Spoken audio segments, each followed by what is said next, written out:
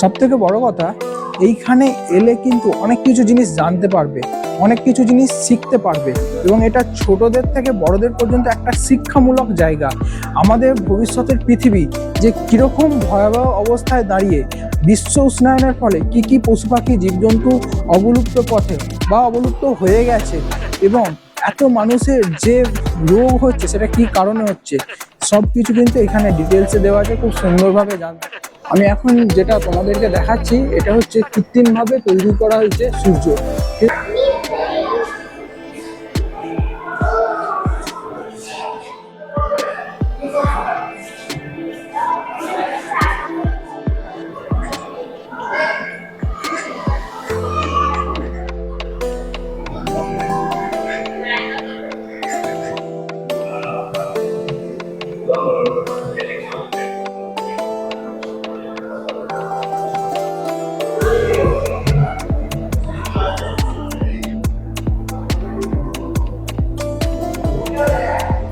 Father of digital revolution, Steve Jobs. C.V. Raman, father of the Indian physics.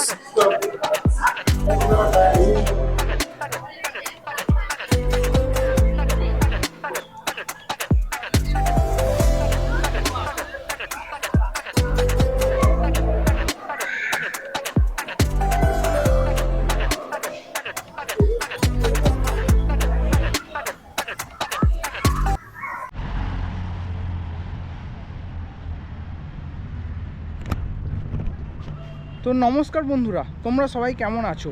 Kolkata থেকে তোমাদের বন্ধু সৌরভ আবার একটা নতুন ভিডিওতে তোমাদের সবাইকে স্বাগত। আজকে আমি এই ভিডিওর মাধ্যমে তোমাদেরকে নিয়ে যাব এই বর্তমান থেকে ভবিষ্যতের দিকে, আর সেটা খাস কলকাতাতেই। তো আজকে আমি যাচ্ছি ভারতবর্ষের সবথেকে বড় সোলার ডম, যেটা অবস্থিত আমাদের পশ্চিমবঙ্গের কলকাতা ইকো পার্কে। সেটা ইকো পার্কের মধ্যেই রয়েছে। আর এই ভিডিওর মাধ্যমে আমি তোমাদেরকে জানাবো তোমরা এই সোলার ডমে কী করে আসবে। ইকো পার্কের রাস্তা তো সবাই জানে কীভাবে আসবে, অনেক বারাসাত বি গার্ডেনের বাস আছে, অনেক বাস আছে ইকো পার্কে আসে। আর তোমরা যদি ডাইরেক্ট নাও আসতে পারো, বিশ্ব বাংলা গেট আছে, সেখান থেকে নেমে টোটোই করে তোমরা চলে আসতে পারবে, ঠিক আছে? তো এই সোলার কোন গেটে নামলে সোলার ডমটা কাছে হবে, কোন গেট দিয়ে ঢুকবে, সব কিছু ডিটেলস এই ভিডিওর মধ্যে দেওয়া থাকবে। তো ভিডিওটা ভালো লাগলে অবশ্যই কমেন্ট করে আমাকে জানিও, আর লাইক কমেন্ট শেয়ার বন্ধুদের মধ্যে চ্যানেলটিকে অবশ্যই শেয়ার করে দিও। আর আরেকটা কথা বলে রাখি যে তোমরা এই যে সোলার ডমে ঢুকতে গেলে টিকিট কাটতে হয়, তার প্রাইস মূল্য কত, এই সোলার ডমের ভেতরে কি কি আছে, সব কিছু ডিটেলস এভরিথিং এই ভিডিওর মধ্যে দেওয়া থাকবে। তো স্কিপ না করে পুরো ভিডিওটা দেখার অনুরোধ রইল। ভালো লাগলে অবশ্যই আমার চ্যানেলটাকে সাবস্ক্রাইব করে আমাকে আশীর্বাদ করবেন। চলো শুরু করছি আজকের ভিডিও।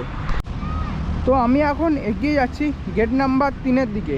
গেট নাম্বার 3 থেকে সোলার ডোমের দূরত্ব বেশি নয়, মাত্র 5 থেকে 10 মিনিটের হাঁটা পথ। সামনে এগিয়ে গিয়ে একটা আমি টিকিট কাউন্টার পাবো, সেটা 3 নম্বর গেটে। আমি টিকিটের প্রাইসটাও দেখিয়ে দেবো তোমাদেরকে, তোমরা এলে 3 নম্বর গেটে নেমে টিকিট কেটে সেখান দিয়ে ঢুকে যাও। আচ্ছা, আমি তোমাদেরকে একটা ভালো ইনফরমেশান দিয়ে দিই। এখন এই মরশুমে কলকাতার বিভিন্ন জায়গায় প্রচণ্ড ভিড়, অনেক মানুষ ঘুরতে বেরোয়, এবং তোমরা ইকো পার্কে এলেও অনেকটা ভিড় পাবে। টিকিটে কাটার জন্য লাইনে দাঁড়াতে হবে। তোমাদেরকে আমি একটা ভালো সাজেশান দিচ্ছি।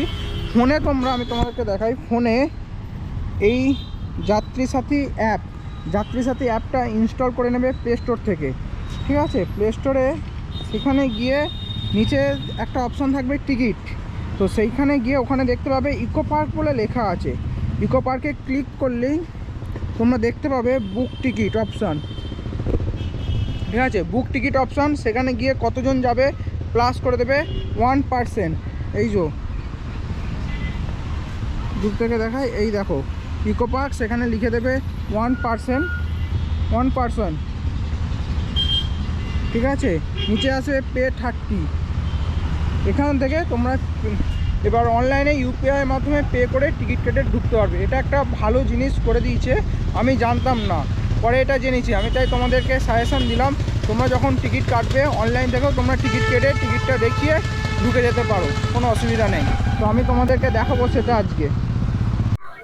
এই যে 3 নম্বর গেট, আমি 3 নম্বর গেটে টিকিটটা অনলাইনে টিকিটটা স্ক্যান করিয়ে নিয়ে আমি ঢুকলাম। 3 নম্বর গেট দিয়ে সোজা এই রাস্তাটা দেখতে পাবে, সোজা এই রাস্তাটা ধরে চলে যাবে, ঠিক আছে? জাস্ট কিছুটা হেঁটে যাবে 5 মিনিট মতো। আজকে যেহেতু সানডে, একটা অফ ডে, প্রচুর মানুষের কিন্তু ভিড় হয়েছে ইকো পার্কে।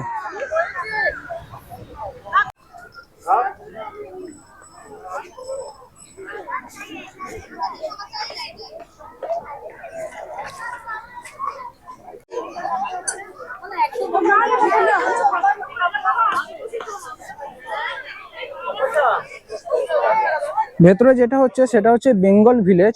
এর টিকিট মাত্র 10 টাকা পার পার্সন। তোমরা যদি ঘুরে দেখতে যাও, ভেতরে পরিবেশটা একদম অসাধারণ, তোমরা ঘুরে দেখে নিতে পারো। আর ঠিক এর পাশেই আছে সোলার ডম। তো আমি এখন এসে পৌঁছেছি ইকো পার্কের সব থেকে বড় যে লেক, সেই লেকের ধারে। আর ঠিক এই এত বড় লেকটা দেখতে পাচ্ছ, আর ঠিক এইটা হচ্ছে সোলার ডোম। আমি আরো সামনে থেকে গিয়ে তোমাদেরকে দেখাচ্ছি, আর ভেতরে টিকিট কেটে ঢুকবো। তার প্রাইসটা কত আমি সেটাও তোমাদেরকে জানাবো। ফাইনালি আমি দাঁড়িয়ে আছি সুদূর ভবিষ্যতের সামনে, অর্থাৎ ভারতবর্ষের সব থেকে বড় সোলার ড্রম, যেটা আমাদের ইকো পার্কে অবস্থিত, তার সামনে। এই দেখো। তো আমি এখন এসে পৌঁছেছি, ঠিক সামনে দাঁড়িয়ে আছে সোলার ডোমের কাছে। যে লেখা আছে রিনিউয়েবল এনার্জি মিউজিয়াম। ভেতরে টিকিট কাউন্টার আছে। টিকিটের প্রাইস কত আমি সেটা তোমাদেরকে জানাবো। 100 টাকা রোবটদের জন্য। এখানে লেখা আছে যে কত প্রাইস, মানে টিকিটের প্রাইস কত। 200 টাকা পার পার্সন অ্যাডাল্টের ক্ষেত্রে, আর 3 বছরের নিচে হলে সেটা ফ্রি। তোমরা যদি রোবটকে গাইড হিসেবে নিতে চাও, পার হেড 100 টাকা। এই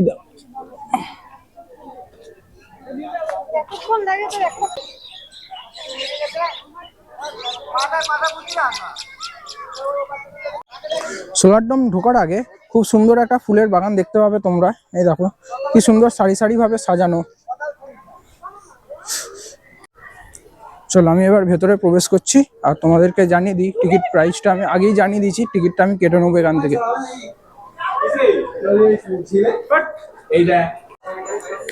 তো আমি টিকিট কেটে নিলাম, 200 টাকা পার পার্সন টিকিট।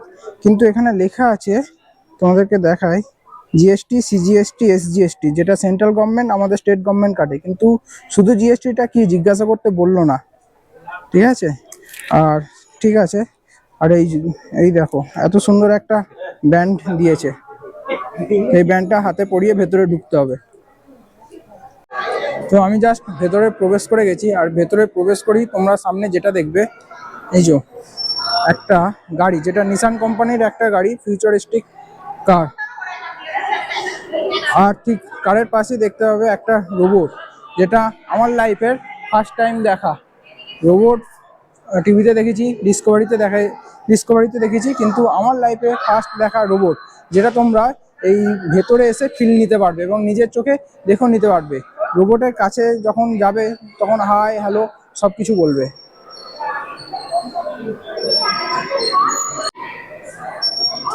এই গাড়ির সম্বন্ধে পুরো ডিটেলসটা কিন্তু এইখানে যে উইন্ডোটা দেখতে পাচ্ছ, এইখানে দেওয়া আছে। আর এই যে গাড়ির পাশে রোবটটা রাখা আছে।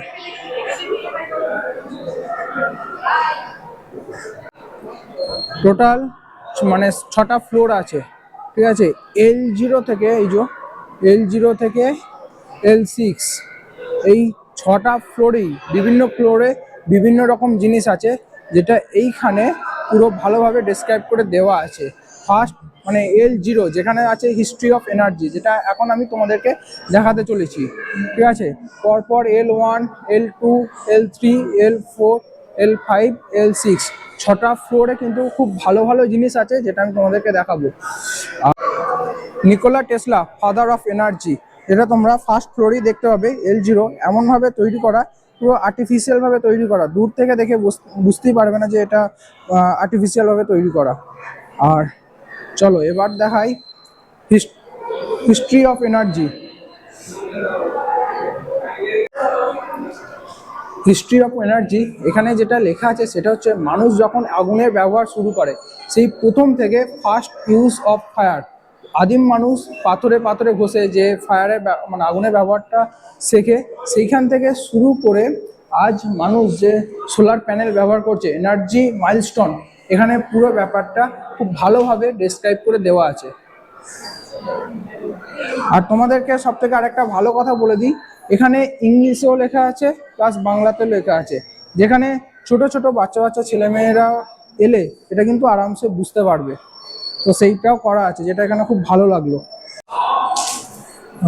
প্রায় 4600 বছর আগে যখন মানুষ আগুনের ব্যবহার করে, তারপর লেখা আছে আজ থেকে প্রায় 6000 বছর আগে চীন দেশের মানুষ কয়লা ব্যবহার শুরু করে। এই জন্য কিন্তু খুব সুন্দরভাবে দেওয়া আছে।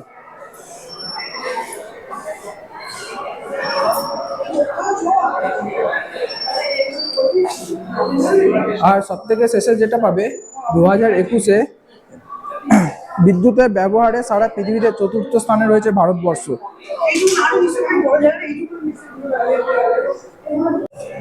আমি এখন যেটা তোমাদেরকে দেখাচ্ছি এটা হচ্ছে কৃত্রিমভাবে তৈরি করা হয়েছে সূর্য, ঠিক আছে, যেটা তোমরা এই ইকো পার্কের সোলার ডমে এলে দেখতে পাবে।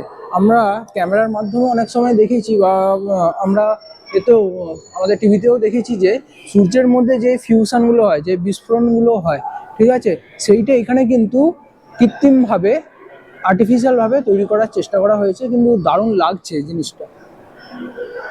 আমরা যেভাবে বন নিধন করছি, ঠিক আছে, সেইটা কিন্তু এখানে খুব ভালোভাবে দেওয়া আছে। এখনো পর্যন্ত কয়েক মিনিটে আমরা প্রায় 24,000-এরও বেশি, আরও বেশি হবে, অনেক গাছ কিন্তু আমরা কেটে ফেলছি, যার ফলে সমগ্র পৃথিবী কিন্তু একটা ধ্বংসের মুখে।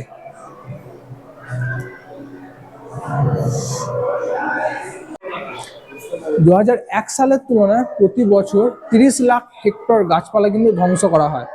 আর সেখানে আমি তোমাদেরকে দেখিয়েছি আমরা প্রতি মিনিটে 2400-র বেশি গাছপালা কাটা হয়। এই যে দাবানল হচ্ছে, দাবানলের যে প্রধান কারণ সেটা হচ্ছে প্রাকৃতিক কারণ, বিশ্ব উষ্ণায়ন, মানুষের তৈরি ঘটনা।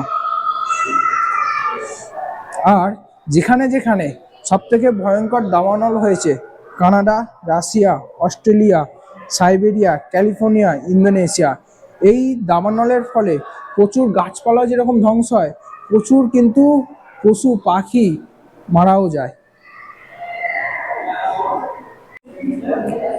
Hour earth changing its colour, জলবায়ু পরিবর্তনের সময়রেখা।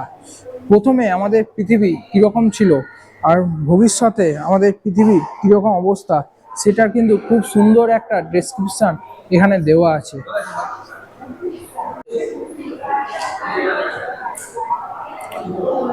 জলবায়ু পরিবর্তনের প্রথম গবেষণা করেন সাভান্থ আর্হেনিয়াস, ঠিক আছে। তখন দেখছো আমাদের পুরো পৃথিবী সবুজে ভর্তি ছিল, আর বর্তমানে গাছ কাটার ফলে যে বিশ্ব উষ্ণায়ন বেড়েছে, তার ফলে যে অবস্থা এখানে লেখা আছে 2015 সাল পরবর্তী 6 বছর এখনো পর্যন্ত উষ্ণতম হিসেবে রেকর্ড করেছে, এবং 2011 থেকে 2020 আজ অব্দি উষ্ণতম দশক হিসেবে বিবেচিত হয়েছে।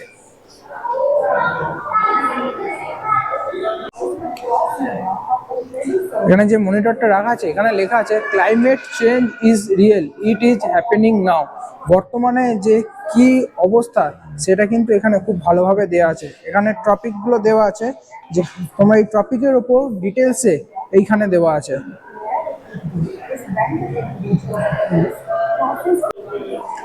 এখানের একটা খুব সুন্দর মডেল দেওয়া আছে, যেটা দ্য বার্নিং আর্থ, ঠিক আছে, global temperature map of past 2000 years. আমাদের জলবায়ু পরিবর্তনের ফলে সবথেকে উষ্ণতম দিন যেটা 2022-এ ছিল, সেটা হচ্ছে জুন জুলাই মাস। আমরা আগের বছরও দেখেছি গরমের সময় বাঁকুড়া বীরভূমের দিকে কিন্তু 45-এর উপর টেম্পারেচার উঠে গিয়েছিল, আর কলকাতায় টেম্পারেচার ছিল 42। তো তোমরা বুঝতেই পারছো কিরকম অবস্থা।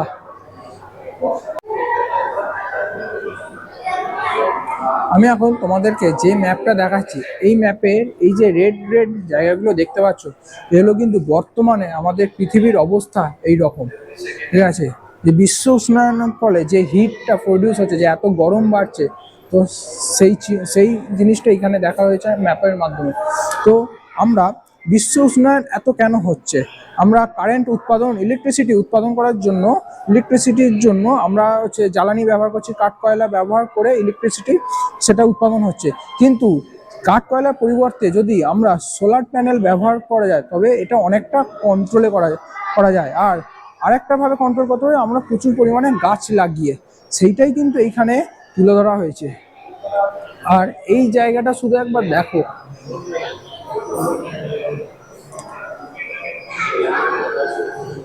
এই যে 3D কার্ভ যে স্ক্রিনটা আছে দারুণ। আর এই স্ক্রিনের মাধ্যমে অনেক কিছু জিনিস তুলে ধরা হয়েছে। এই যে 3D কার্ভ স্ক্রিনটা তোমরা দেখতে পাচ্ছ, এটা কিন্তু দারুণ দারুণ। আর এই স্ক্রিনের মধ্যে তুলে ধরা হয়েছে আগে আমাদের পৃথিবী কিরকম ছিল, বর্তমানে পৃথিবী কিরকম আছে, আর ভবিষ্যতে কিরকম হতে চলেছে।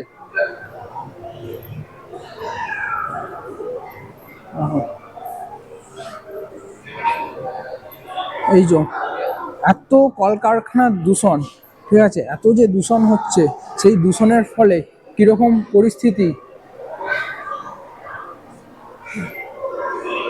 এই যে এত হিমবাহ, মানে বরফ গলছে আমাদের আটলান্টিক মহাসাগর, বা আরও যে বরফ যেখানে যেখানে বরফ গলছে, বরফ গলার ফলে যে এক একটা শহর যে জলের নিচে চলে যাচ্ছে, সেটা কিন্তু খুব ভালোভাবে দেখানো হয়েছে। এখন আমি তোমাদেরকে যেটা দেখাবো, আমাদের গোটা পৃথিবীতে যেইখানে সব থেকে বেশি দূষণ হয়, তো সেই জায়গাগুলো এইখানে ম্যাপের মাধ্যমে চিহ্নিত করা হয়েছে এবং নিচেও লেখা আছে। সর্বোচ্চ বায়ু দূষিত শহরগুলির মধ্যে যেটা আছে লাহোর পাকিস্তান, কাসগড় চীন, ভারতের মধ্যে আছে দিল্লি, আর Al Jahra Kuwait, Birgunj Nepal, Iraq Baghdad, ঠিক আছে। সব থেকে বেশি বায়ু দূষণ যে শহরগুলিতে হয় সেইটা এখানে দেওয়া আছে। আর তার ঠিক পাশে আছে এই দেখো,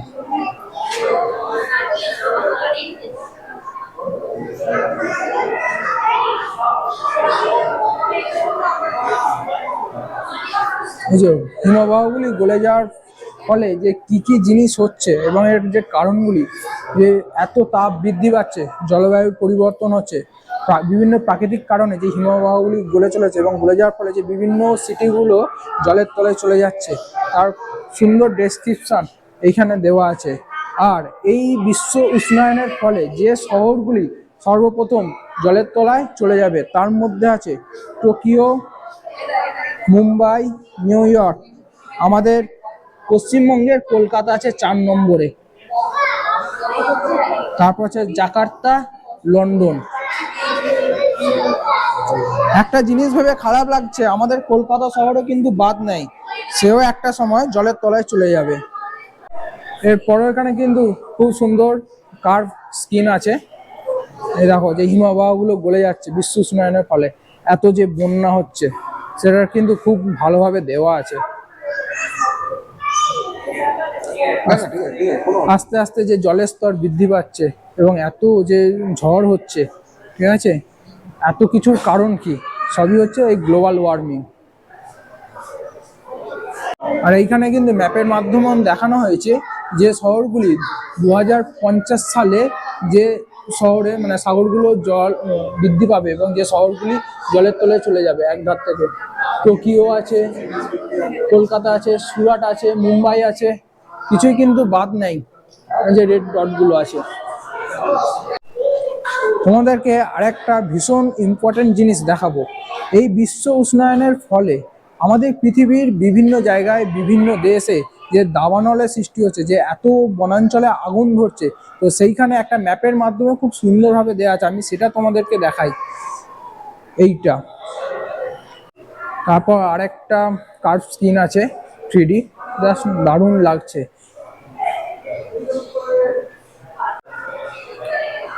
আমাদের পৃথিবীতে যেখানে যেখানে ভয়াবহ দাবানল হয়েছে সেইখানে ম্যাপের এই যে Australia, Russia, south Africa, south America, USA, Canada, এই জায়গাগুলো কিন্তু ভীষণভাবে ক্ষতিগ্রস্ত হয়েছে এবং প্রচুর গাছপালা ধ্বংস হয়েছে। আর এই দেখো খুব সুন্দর একটা যে 3D স্ক্রিন এবং কার্ভ স্ক্রিন আছে, কার 3D স্ক্রিন আছে, দারুণ সুন্দর। দেখো এই যে এগুলো পুরো ধ্বংস হয়ে গেছে, তেল উপচে পড়ার ফলে এই প্রাণীগুলোর মৃত্যু হয়েছে। কচ্ছপ, তিমি থেকে শুরু করে সমুদ্রের নিচে প্রচুর প্রাণী এই তেল উপচে পড়ার ফলে পুরো মারা গেছে। আর এই একটা খুব সুন্দর কার্ভ স্কিন, এই কার্ভের স্কিনের মাধ্যমে দেখানো হয়েছে যে বিশ্ব উষ্ণায়নের ফলে যে অনেক ভয়াবহ যে বন্যা হয়েছে, সেই বন্যার ঘটনাটা কিন্তু এই কার্ভ স্কিনের মাধ্যমে দেখানো হয়েছে।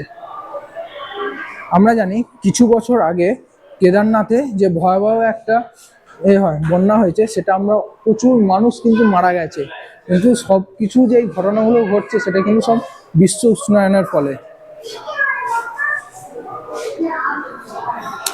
বিগত 30 বছরে প্রাকৃতিক বিপর্যয় বেড়েছে 3 গুণ।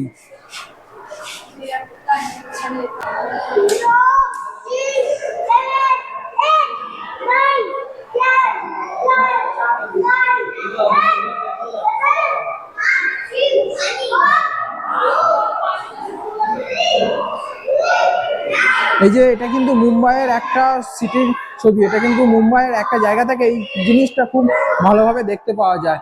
ইকোনমিক ইম্প্যাক্ট, এই বর্তমানে এই জলবায়ু পরিবর্তনের কারণে যে সমস্ত ঘটনাগুলি ঘটেছে সেগুলো হচ্ছে, দেখো পাকিস্তানের বন্যা যেটা ঘটেছে 2022, গ্রেট টেক্সাস ফ্রিজ 2021 সালে যেটা ঘটেছে, এবং খরা, পশ্চিমী মার্কিন খরা।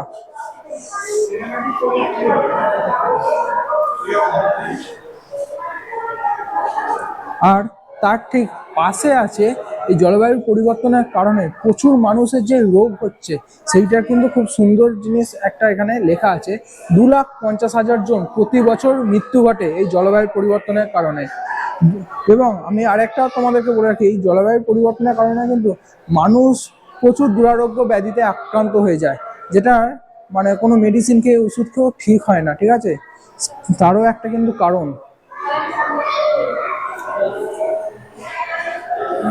এই যে এইখানে যেটা তোমরা দেখতে পাবে, সবচেয়ে খারাপ বায়ু দূষণ প্রভাবিত শহরগুলি, মানে যে শহরে সব থেকে বেশি বায়ু দূষণ হয়েছে, বাংলাদেশ, নাইজেরিয়া, এটা হচ্ছে কঙ্গো দেশ, Congo, Republic Congo, Sudan, Venezuela, Niger.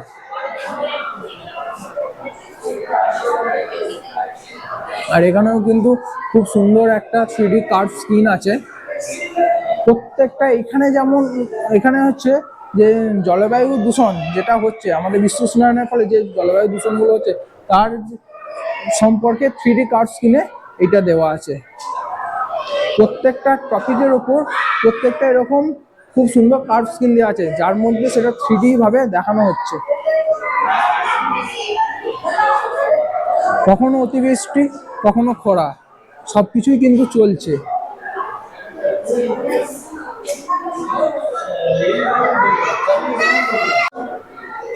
এখন আমি তোমাদেরকে একটা জিনিস দেখাবো, সেটা হচ্ছে গ্রামের কৃষক আর ওনার মেয়ে হাতে একটা সুন্দর ছাগলছানা ধরে, ঠিক আছে? এই যে নমস্কার করছে, এই নমস্কারের দুটো মিনিং হয়। একটা মিনিং হচ্ছে তোমাকে স্বাগত জানাচ্ছে, আরেকটা মিনিং হচ্ছে আমাদের যে পৃথিবী ভয়াবহ একটা অবস্থা চলছে, যে দূষণ হচ্ছে, বিশ্ব উষ্ণায়নের ফলে যে ভয়ঙ্কর অবস্থা হতে চলেছে, সেটার থেকে যাতে আমরা বাঁচতে পারি। এই যে এখন অবস্থা ভয়াবহ, পৃথিবীকে বাঁচাতে আমাদের সাহায্য করুন। তার মিনিং আরেকটা, আমাদেরকে মানে প্রণাম করে এটা নিবেদন করছে আমরা যেন গাছ না কাটি, এত মানে ধোঁয়া দূষণ, এত যে দূষণ হচ্ছে, সেই দূষণ যেন আমরা কম করি, এবং এত যে কারেন্টের এনার্জি উৎপাদন হচ্ছে, কারেন্ট উৎপাদন হচ্ছে, সেটা ব্যবহার না করে আমরা সোলার প্যানেলের মাধ্যমে সেটা যাতে করি।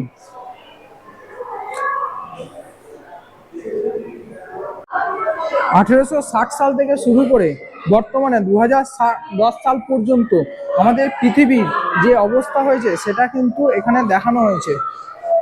নীল থেকে লাল রঙে পরিবর্তন হয়েছে। দেখো 1860 সালে আমাদের পৃথিবীর কিরকম অবস্থা ছিল, আর 2010 সালে বিশ্ব উষ্ণায়নের ফলে যে অবস্থাটা হয়েছে, পুরো লাল। ভবিষ্যতের দিকে এগিয়ে যাচ্ছি এই টানেলের মাধ্যমে।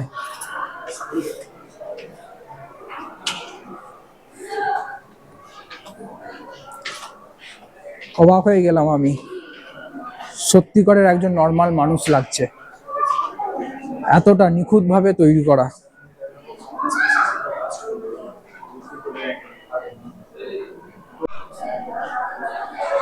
এখানে যে কিছু জিনিস দেখতে পাচ্ছ, তিমি মাছ, ওখানের যে ওই হাতি সুর, যেটা এখানে যে পশু পাখিগুলো কৃত্রিমভাবে তৈরি করা হয়েছে, যেগুলো তোমরা দেখতে পাচ্ছ, এগুলো কিন্তু বিশ্ব উষ্ণায়নের ফলে কিছু প্রাণী, কিছু পশু পাখি এখন অবলুপ্ত, এবং কিছু পশু পাখি অবলুপ্তর পথে, সেগুলো কিন্তু আর্টিফিশিয়াল ভাবে এরকম মডেলের মাধ্যমে এখানে তৈরি করা হয়েছে।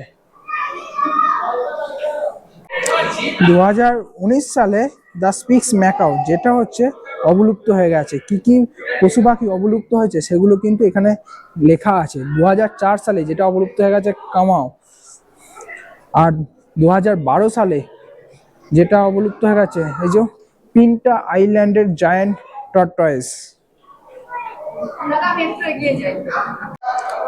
সব থেকে বড় কথা, এইখানে এলে কিন্তু অনেক কিছু জিনিস জানতে পারবে, অনেক কিছু জিনিস শিখতে পারবে, এবং এটা ছোটদের থেকে বড়দের পর্যন্ত একটা শিক্ষামূলক জায়গা। আমাদের ভবিষ্যতের পৃথিবী যে কিরকম ভয়াবহ অবস্থায় দাঁড়িয়ে, বিশ্ব উষ্ণায়নের ফলে কি কি পশু পাখি জীবজন্তু অবলুপ্ত পথে বা অবলুপ্ত হয়ে গেছে, এবং এত মানুষের যে রোগ হচ্ছে সেটা কি কারণে হচ্ছে, সব কিছু কিন্তু এখানে ডিটেলসে দেওয়া আছে, খুব সুন্দরভাবে জানতে পারবে। এবং এইটা তৈরি করার আরেকটা উদ্দেশ্য যেটা হচ্ছে, ভবিষ্যতের যে পৃথিবীর যে অবস্থা সেটা থেকে আমরা কিভাবে বেরোবো, কিভাবে বেরোতে পারি, ঠিক আছে, সেটার কিন্তু একটা লক্ষ্য এটার আছে। এখন এসে পৌঁছালাম ফার্স্ট ফ্লোর L1 এসে যেটা দেখতে পাবে, C V Raman, father of the Indian physics.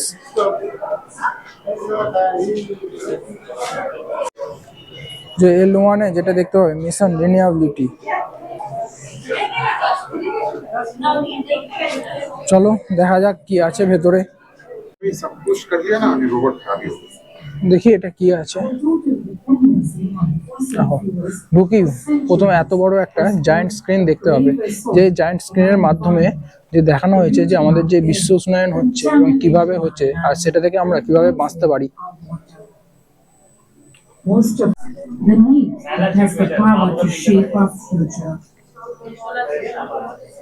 The need that is our only path towards a better tomorrow.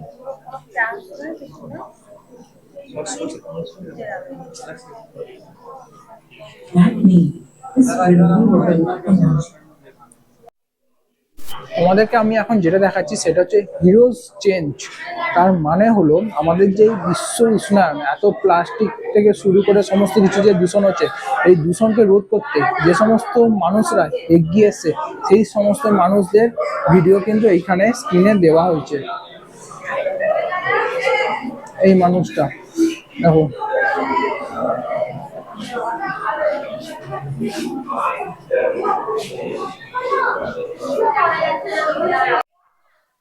রিনিউয়াবিলিটি action মানে এই যে এত পৃথিবী দূষণ হচ্ছে, এই দূষণকে রোধ করার জন্য আমরা কিভাবে এগোতে পারি। বায়ু শক্তি, জলশক্তি, জলবিদ্যুৎ ব্যবহার করে, সৌরবিদ্যুৎ ব্যবহার করে আমরা কিন্তু অনেকটাই কিন্তু এই বায়ু দূষণকে কন্ট্রোল করতে পারি, এই গ্লোবাল ওয়ার্মিংকে কন্ট্রোল করতে পারি। তো সেটাই একটা এত বড় একটা স্ক্রিনের মাধ্যমে কিন্তু দেখানো হয়েছে, যে বড় বড় জলবিদ্যুৎ উৎপাদন যেখানে হয়, জলবিদ্যুৎ উৎপাদন হয়, বা যে সোলার প্যানেলগুলো হয়, ঠিক আছে, সেগুলোর মাধ্যমে কিন্তু আমরা অনেক কিছু, এই যে এনার্জি, একটা কারেন্ট উৎপাদন হচ্ছে, সেটা কিন্তু আমরা এগুলোর মাধ্যমেও করতে পারি, ঠিক আছে।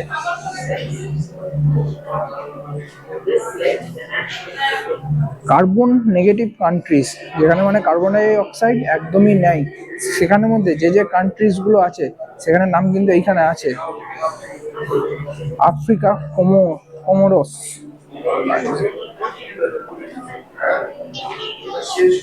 Gabon, Africa.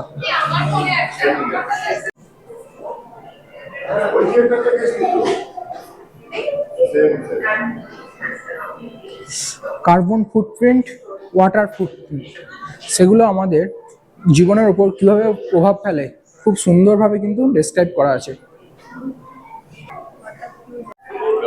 এখানেও কিন্তু বিশাল বড় একটা জায়ান্ট স্ক্রিন আছে, The true power of hope lies within us, the protectors of this planet.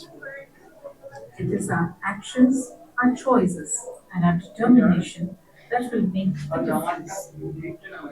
We hold the key to mitigating the climate crisis, and in many parts of the world, destroying is already.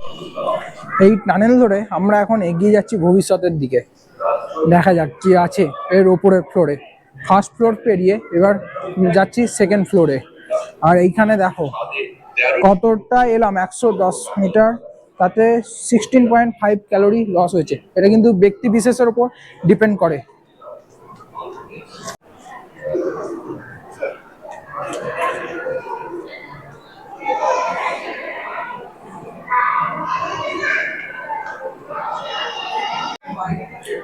Father of electricity Michael Faraday.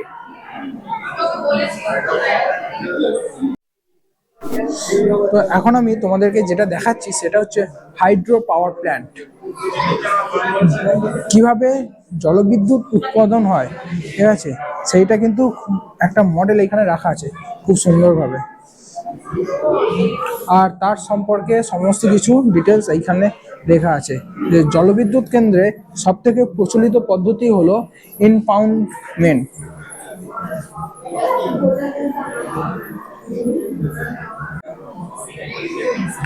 Working mechanism of hydro power plant কীভাবে কাজ করে, ঠিক আছে, সেটা কিন্তু এইখানে খুব সুন্দরভাবে দেখানো হচ্ছে।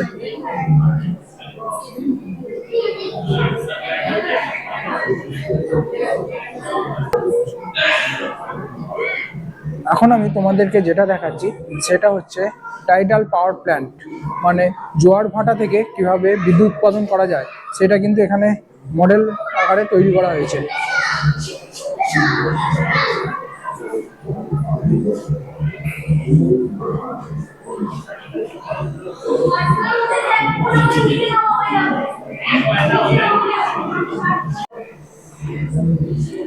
পেছনে কিন্তু খুব সুন্দরভাবে ছবি আঁকা আছে, যেটা তোমরা ইজিলি বুঝতে পারবে যে জলের বা সমুদ্র বা সাগরের মধ্যে এরকম ভাবে যে আমাদের হচ্ছে জোয়ার ভাটার থেকে যে বিদ্যুৎ উৎপাদন হয় সেটা কিন্তু এখানে দেওয়া আছে।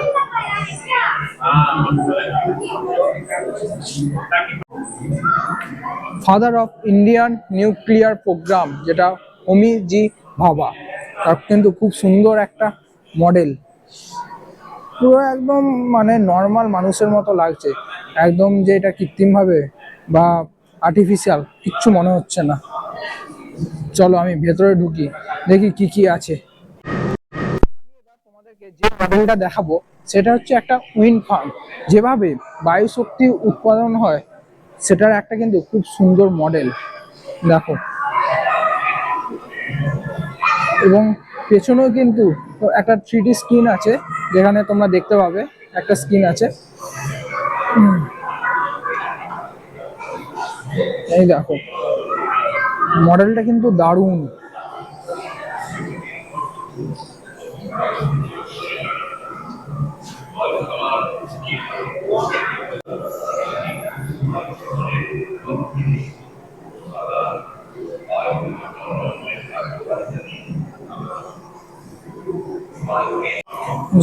এখানে কিন্তু সবকিছু ডিটেলসে লেখা আছে, ভারতবর্ষের কোথায় কখন কবে এই ফার্স্ট উইন্ড ফার্ম মানে যে বায়ু শক্তি উৎপাদন হয় টারবাইনের মাধ্যমে, সেটা কিন্তু এখানে ডিটেলসে লেখা আছে। যারা বাংলা বুঝতে পারবে না তারা এখানে কিন্তু ভয়েসেরও ব্যবস্থা আছে, ভয়েসের মাধ্যমেও কিন্তু এটা বোঝানো হচ্ছে।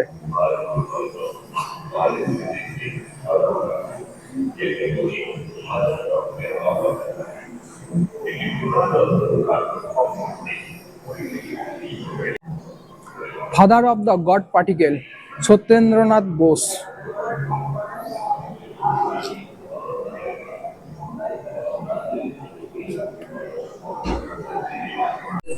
এখন আমি এসে পৌঁছেছি জিওথার্মাল গ্যালারিতে। তো জিওথার্মাল ব্যবহার করে মানুষ কিভাবে এনার্জিকে কাজে লাগাতে পারে সেই প্রক্রিয়াটা কিন্তু এইখানে দেওয়া আছে। আর সামনেও একটা কিন্তু খুব সুন্দর মডেল আকারে এটা দেওয়া আছে।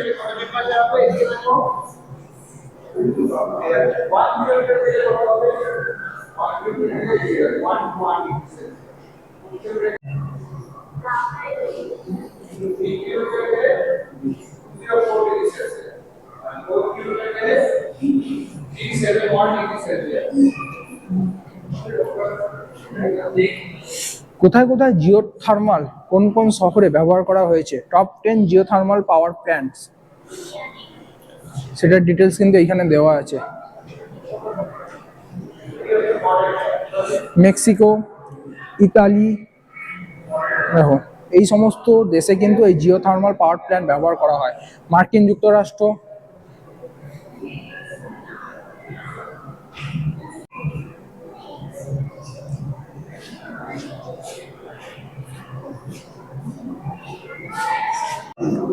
তো তোমাদের কেমন লাগছে এই ভিডিওর মাঝে কিন্তু আমাকে কমেন্ট সেকশনে কমেন্ট করে জানিও, ঠিক আছে? তো আমি তোমাদেরকে আরও একটা ভালো জিনিস জানাই যে আমরা এই সৌরশক্তি, সোলার প্যানেল বা বায়ু শক্তি, জলশক্তি, এগুলো আমরা কেন ব্যবহার করব, কি কারণ তার কিন্তু ডিটেলস এখানে দেওয়া আছে। হোয়াই সুইচ টু সোলার, যার কারণে reduce electricity bill, less reliance on electricity grid and retailer, আছে lowers your home's carbon footprint, protection from electric cost, ঠিক আছে? এত কিছু কিন্তু একটা সোলার প্যানেলের ব্যবহার করে আমরা কিন্তু এত কিছু কম করতে পারি, সেটা খুব সুন্দরভাবে এখানে দেওয়া আছে।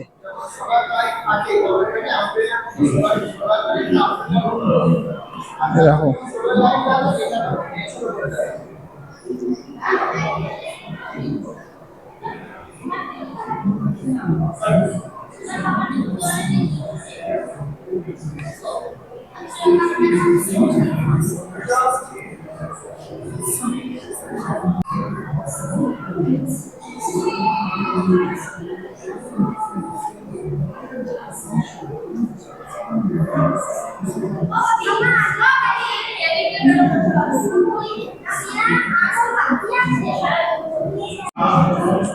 টপ 10 সোলার পাওয়ার প্ল্যান্ট কোন কোন দেশে আছে, দেখো এটা কিন্তু পুরোটা ডিটেলসে দেওয়া আছে।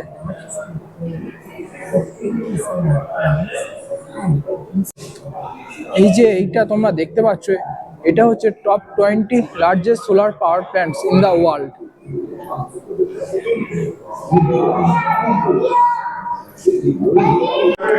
Father of modern physics Albert Einstein, দারুণ সুন্দর জিনিস কিন্তু এখানে রাখা আছে।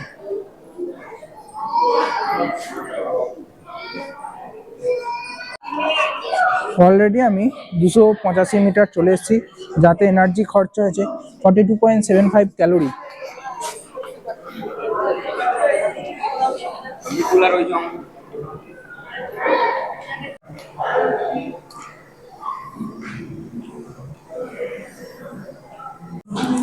Father of digital revolution Steve jobs. আমাদেরকে জানিয়ে রাখি, বর্তমানে আমরা যে এত আইফোন ব্যবহার করি, সেই অ্যাপেলের কর্ণধার হচ্ছে স্টিভ জবস, সিইও।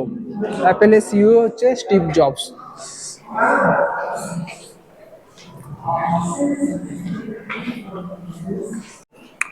তো এখানে দেখানো হয়েছে কিভাবে একটা স্মার্ট সিটি তৈরি করা যায়, ঠিক আছে? এই দেখো, তো এইখানে দেখানো হয়েছে।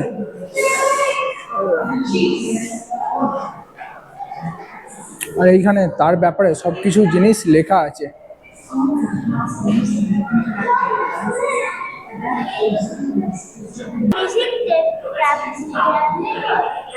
এখানে রয়েছে একটা বিশাল বড় জায়ান্ট স্ক্রিন, যেখানে স্মার্ট সিটির ব্যাপারে এবং সেই সিটিতে কি কি থাকবে, কারা কাজ করবে, কিভাবে কি হবে, সবকিছু ডিটেলস কিন্তু এখানে দেখানো হচ্ছে।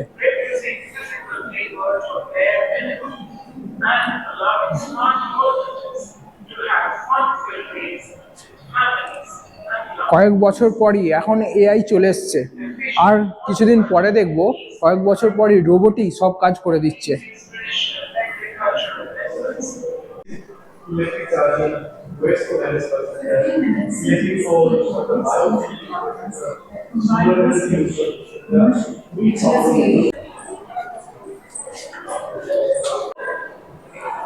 সব শেষে চলে এলাম L6-এ। নিশ্চয় এখানে করা আছে ফিউচার সিটি। এই যে খুব সুন্দরভাবে সব কিছু কিন্তু দেখানো আছে। দেখো আমাদের স্মার্ট সিটি কীরকম হবে তার একটা মানে ভাবনা চিন্তা করে সেরকম একটা মডেল এখানে রাখা আছে।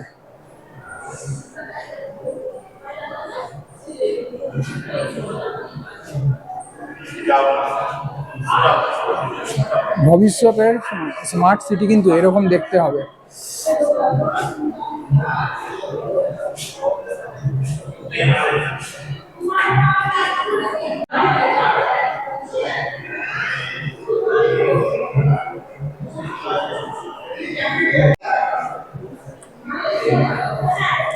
দারুণ লাগছে কিন্তু, দেখেই ভালো লাগছে আমাদের ভবিষ্যতের স্মার্ট সিটি কি জাস্ট দারুণ এরকম হবে।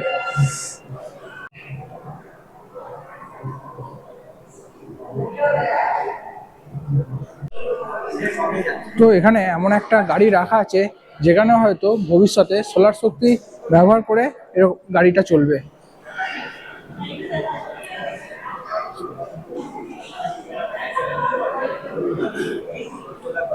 এখানে আর একটা রোবট রাখা আছে।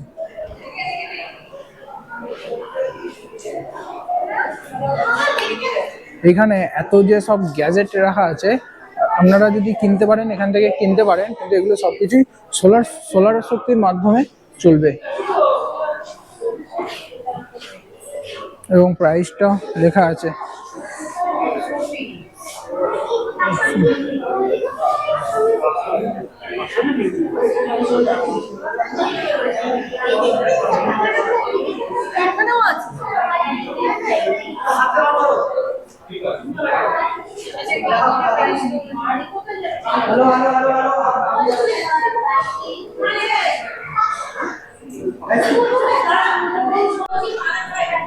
ফাদার অফ টেকনোলজি ইলন মাস্কের খুব সুন্দর একটা মডেল এখানে রাখা আছে।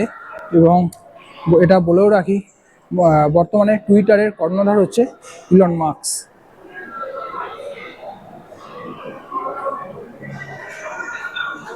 আর এই সাইডে দারুণ সুন্দর একটা ক্যাফে আছে। এই ক্যাফেটা তোমরা পাবে L6-এ, একদম 6।